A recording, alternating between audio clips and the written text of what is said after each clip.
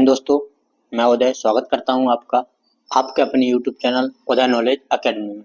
दोस्तों, आज हम फिर टॉप 40 क्वेश्चन डिस्कस करेंगे जो आपके सभी एग्जाम्स में पूछे जाते हैं। आपके एसएससी जीडी एनटीपीसी के लिए ये बहुत ही इंपॉर्टेंट क्वेश्चन है। 40 क्वेश्चन है इसमें। यदि आप 40 में से 30 प्लस क्वेश्चन सही करते हैं तो आपका स्कोर बढ़िया है, फिर कोई दिक्कत नहीं है। आप सभी जितने क्वेश्चंस आपके सही हो मुझे कमेंट में बताना। यदि आपका पता नहीं है तो आप बिल्कुल याद कर लें। ये बहुत ही महत्वपूर्ण क्वेश्चंस हैं जो बार बार एग्जाम में पूछे जाते हैं। ये वीडियो आपको डेली शाम को 8 बजे मिलती है, तो आप सभी चैनल को सब्सक्राइब करें और लाइक जरूर करें। चलिए चलते हैं। आज का हमारा पहला क्वेश्चन है, टेहरी बांध उत्तराखंड प्रदेश में निर्माण किया जा रहा है। ये पुराना क्वेश्चन है, तब आया था, किया जा रहा है या वर्तमान में है। तो टेहरी बांध किस नदी पर है, जल्दी से बताओ। तो टेहरी बांध है आपका भागीरथी नदी पर। किस पर है? टेहरी बांध है आपका भागीरथी नदी पर। पहला क्वेश्चन आपका कंप्लीट हुआ। दूसरा क्वेश्चन आपके सामने है, निम्नलिखित में से कौन सा एक जीवाश्म ईंधन नहीं है। जीवाश्म ईंधन होता है जैसे पुराने जमाने में पहले पेड़ पौधे दब गए, वो दब के बहुत ज्यादा प्रेशर के कारण कोयला या किसी भी गैस पेट्रोलियम बदल गए, तो उसको बोला जाता है जीवाश्म ईंधन, जो किसी जीव से बना। जीवाश्म ईंधन यूरेनियम हमारा जीवाश्म ईंधन नहीं है। कोयला, प्राकृतिक गैस और पेट्रोलियम आपके जीवाश्म ईंधन हैं। ठीक है। अनुसूचित जनजाति के लिए लोकसभा में कितनी सीटें आरक्षण हैं? किसके लिए? एसटी के लिए। हम क्या बोलते हैं इसको? एसटी बोलते हैं।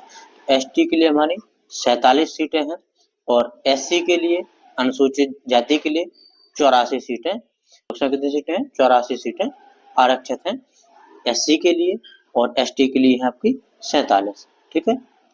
इनमें से किसने द्वितीय गोलमेज सम्मेलन में भाग नहीं लिया था? तो द्वितीय गोलमेज सम्मेलन में भाग नहीं लिया था आपका पंडित जवाहरलाल नेहरू जी ने। नेहरू जी ने दूसरे गोलमेज सम्मेलन में भाग नहीं लिया था, बाकी तीनों लोगों ने दूसरे गोलमेज सम्मेलन में भाग लिया था। भूतापीय ऊर्जा पर आधारित मणिकरण विद्युत संयंत्र किस राज्य में अवस्थित है?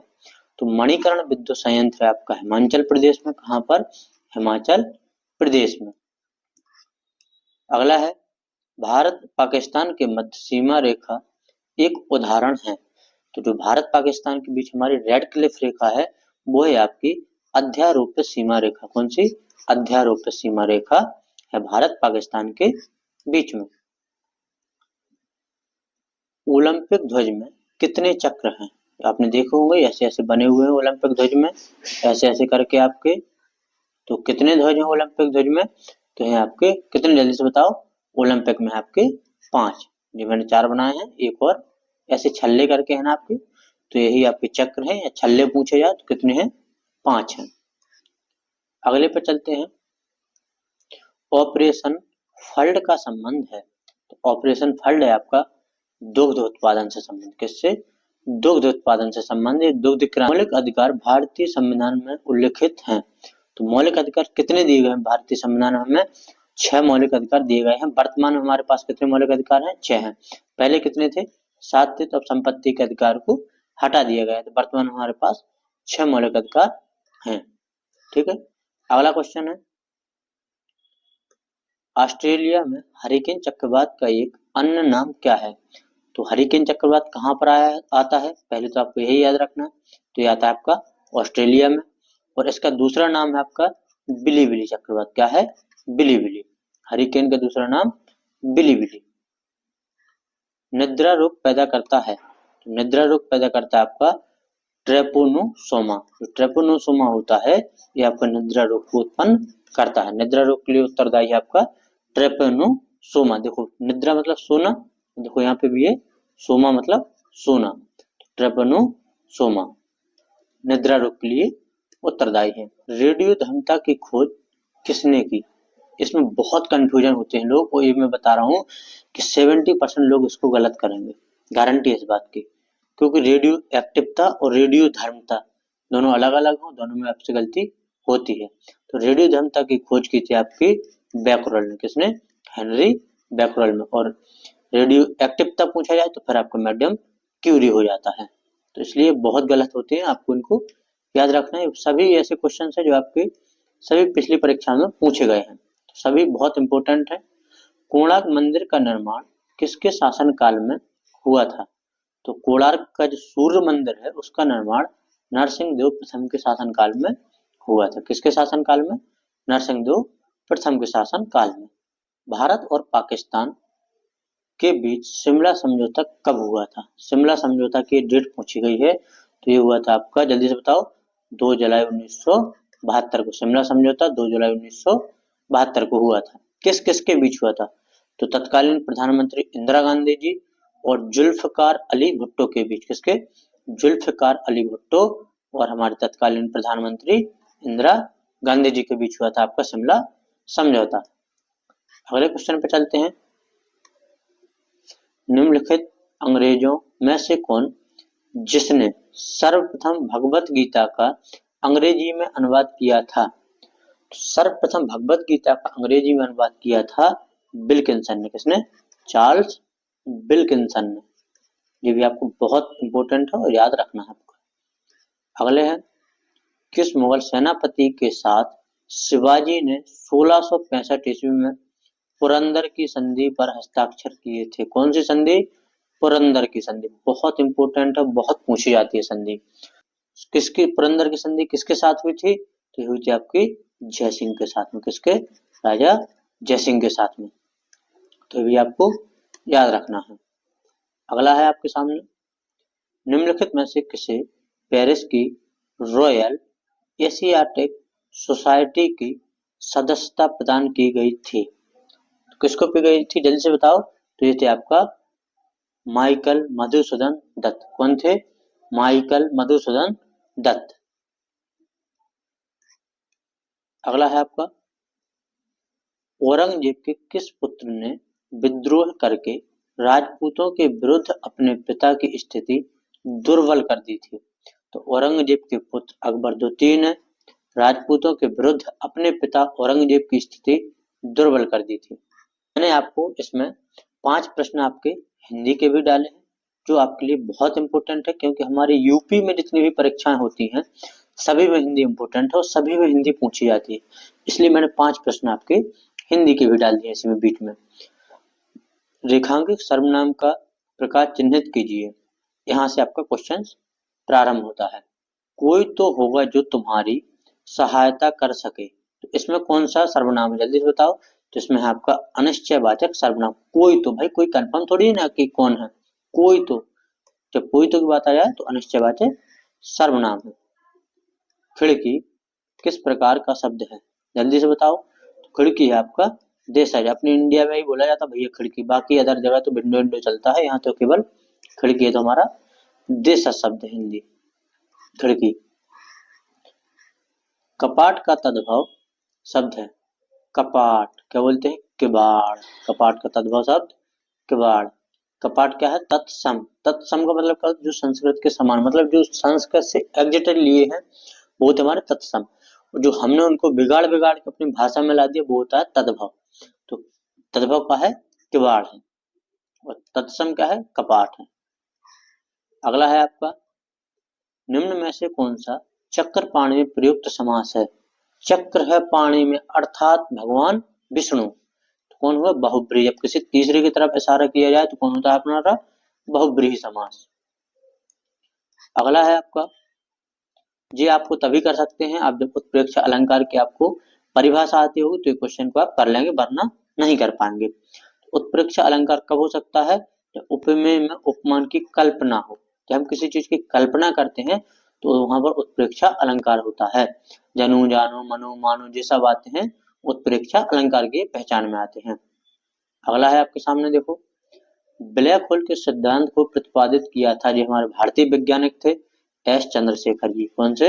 एस चंद्रशेखर जी, इन्होंने ब्लैक होल के सिद्धांत को प्रतिपादित किया था। आगे चलते हैं, हिंदुस्तान सोशलिस्ट रिपब्लिकन एसोसिएशन की स्थापना किसके द्वारा की गई थी? जल्दी से बता, बहुत इंपॉर्टेंट, वेरी वेरी वेरी, जितने वेरी लाओ उतना इंपॉर्टेंट है। तो हिंदुस्तान सोशलिस्ट रिपब्लिकन एसोसिएशन की स्थापना हमारे भगत सिंह जी ने की थी। किसने की थी? हमारे भगत सिंह जी ने की थी। चलो अगला है, दास वंश की स्थापना किसके द्वारा की गई थी, या दास प्रथा का किसने प्रारंभ किया था? तो दास किसने की थी? कुतुबुद्दीन ऐबक ने। किसने की थी? कुतुबुद्दीन ऐबक ने। ठीक, गुलाम वंश का संस्थापक कौन है? कुतुबुद्दीन ऐबक। या दास या गुलाम एक ही चीज है। कौन है? कुतुबुद्दीन ऐबक है। 27 नंबर क्वेश्चन आ चुका है हमारा। निम्नलिखित में से कौन विटामिन B1 है? निम्नलिखित में से विटामिन B1 कौन सा? जल्दी बताओ। तो विटामिन B1 का रासायनिक नाम थायमिन होता है। क्या होता है? Thiamine. Ascorbic acid vitamin C। निम्नलिखित में से किसके कारण की गई आपात स्थिति की उद्घोषणा के दौरान अनुच्छेद 19 के विपरीत की गई विधि का अधिनियम किया जा सकता है या कार्यकारी आदेश जारी किया जा सकता है? बता जल्दी से। किसके द्वारा? युद्ध या बाहरी आक्रमण हो जाए तो अनुच्छेद 19 के विपरीत विधि या अधिनियम जारी किया जा सकता है, केवल एक ही परिस्थिति में। ठीक है। शून्य आधार वाला बजट सर्वप्रथम कहाँ लागू हुआ था? तो शून्य आधार वाला बजट हुआ था अमेरिका में। कहाँ हुआ था? अमेरिका में। ये शून्य वगैरह ये सब यही काम करते हैं, शून्य आधारित बजट दुनिया के सब अमेरिका के हैं। ठीक है। अगला है आपका 30वां क्वेश्चन। राउरकेला इस्पात संयंत्र को लौह अयस्क की आपूर्ति होती है। तो राउरकेला इस्पात संयंत्र को लौह अयस्क मिलता है क्यों झार से? कहाँ से मिलता है? क्यों झार से। ये भी आपको याद रखना है। अगले पर चलते हैं। निम्नलिखित में से कौन सा युग्म सम्मिलित है? जल्दी से बताओ कौन सा है? कौन सा शहर कहाँ पर है? तो ये आपका पानागुड़ी तमिलनाडु में। कहाँ पर है? पनागुड़ी तमिलनाडु में है। अगले पर चलते हैं। सभी लोग भाई लाइक करें और नए हैं तो चैनल को जरूर सब्सक्राइब करें। आज के वीडियो के लाइक के टारगेट है आपका केवल 20 टारगेट है आपका। 20 लाइक का टारगेट है, बहुत छोटा सा टारगेट है आपके लिए, तो बिल्कुल आप इसको पूरा कर देना। निम्नलिखित सेल तंत्रों में से कौन भारत के कोयला निक्षेपों का प्रमुख स्रोत है? कोयला निक्षेपों का प्रमुख स्रोत है जो आपका, वो है आपका गोंडवाना तंत्र। कौन है? गोंडवाना तंत्र। ज्वार भाटा की उत्पत्ति के क्या कारण है? तो ज्वार भाटा आपको उत्पन्न होता है जो गुरुत्वाकर्षण, अभिकेंद्री बल तथा अपकेंद्री बल से। कहे का पृथ्वी पर ज्वार भाटा आता है सूर्य और चंद्रमा के गुरुत्वाकर्षण के कारण आता है। तो अपकेंद्री बल के कारण और गुरुत्वाकर्षण, तो तीनों है ऑप्शन ए में, इसलिए सही है। नहीं तो फिर ऑप्शन बी सही होता है। इसमें ज्यादा सही ऑप्शन ए है, इसलिए ऑप्शन ए लगाया गया है। 14 जून 1947 को कांग्रेस के दिल्ली अधिवेशन में भारत के विभाजन का प्रस्ताव स्वीकृत हुआ। इस अधिवेशन के अध्यक्ष थे। पहली बात तो क्या है इसमें, 14 जून 1947 को भारत विभाजन का प्रस्ताव पर स्वीकृति दी गई थी। कब? 14 जून 1947 को। और इसके अध्यक्ष कौन थे? इसके अध्यक्ष थे आपके जेबी कृपलानी जी। कौन थे? जेबी कृपलानी। ये भी आपको याद रखना, बहुत इंपॉर्टेंट क्वेश्चन है ये आपका। जेबी कृपलानी जी थे। कानपुर षड्यंत्र मुकदमा किस आंदोलन के नेताओं के विरुद्ध था? कानपुर षड्यंत्र मुकदमा था आपका साम्यवादी आंदोलन के खिलाफ। किसके खिलाफ?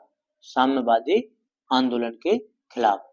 अगला क्वेश्चन है आपका, निम्नलिखित में से कौन सी रचना संत तुलसीदास की नहीं है? तुलसीदास जी की रचना कौन सी नहीं है? तो विनय पत्रिका तुलसीदास, रामचरितमानस तुलसीदास, गीतावली तुलसीदास, साहित्य रत्न जी है सूरदास की। किसकी है? सूरदास की है। जो किसकी है? सूरदास की है। सूरदास जी की है। साहित्य रत्न सूरदास जी की है। अगले पर चलते हैं हम। दिल्ली सल्तनत का कौन सा सुल्तान लाख बख्श के नाम से जाना जाता था? तो लाख बख्श के नाम से जाना जाता था कुतुबुद्दीन ऐबक। किसको? कुतुबुद्दीन ऐबक को। लाख बख्श कुतुबुद्दीन ऐबक। 38 नंबर है आपका, मुगल बादशाह शाहजहां ने किस कवि को महाकवि राय की पदवी दी थी? किसने? शाहजहां ने। शाहजहां ने किसको दी थी महाकवि राय की उपाधि? सुंदरदास को। किसको दी थी? सुंदरदास को। अगला क्वेश्चन है आपका 39, सेकंड लास्ट क्वेश्चन है आपका, हिंदी दिवस कब मनाया जाता है?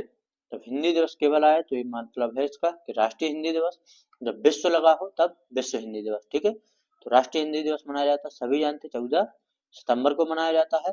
और विश्व हिंदी दिवस कब मनाया जाता है ये आपको कमेंट में बताना है। तो विश्व हिंदी दिवस मनाया जाता है आपका 10 जनवरी को। और लास्ट क्वेश्चन है आज का आपका, Indian Institute of Sugar Technology Uttar Pradesh के किस शहर में है? तो Indian Institute of Sugar Technology आपके कानपुर में। कहाँ पर है? Indian Institute of Sugar Technology Kanpur में है। सभी भाई लाइक करें और नए हैं तो चैनल को जरूर सब्सक्राइब करें।